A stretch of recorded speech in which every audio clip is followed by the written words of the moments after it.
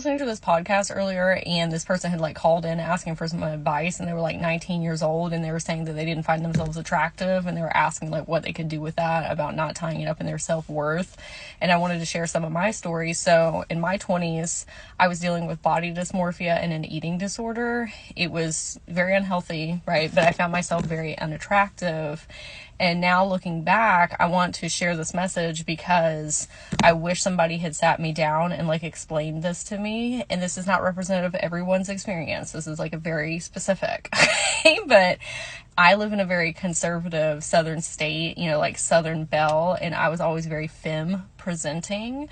Nothing wrong with that, but that is not me down like my core, okay? I have a lot of masculine energy, and I was, you know, dressing that way, acting that way, you know, like kind of like pretending to be somebody, and that is why I found myself quote unquote attractive or unattractive. Looking back now, it was because I wasn't being authentically me. Like, I dress more like a tomboy.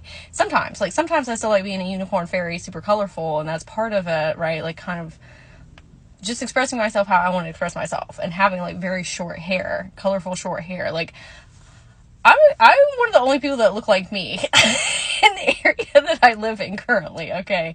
I don't care now, because like I would rather be authentically me than presenting some version of self, because that ultimately led to a lot of my unhappiness and body dysmorphia and eating disorder.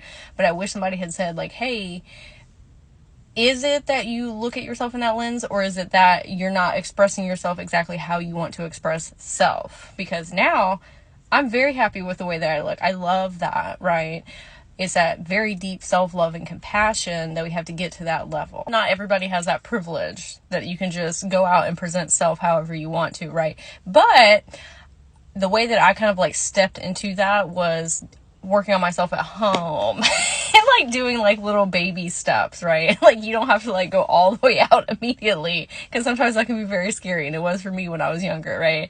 So even like doing dress up at your house, maybe getting like a wig to put on, and start like being more comfortable with seeing yourself as your authentic self.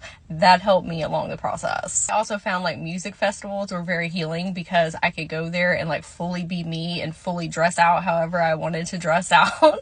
And so maybe finding like a space, a safe space that you can go to try it there first, right? And then start integrating it into your real life.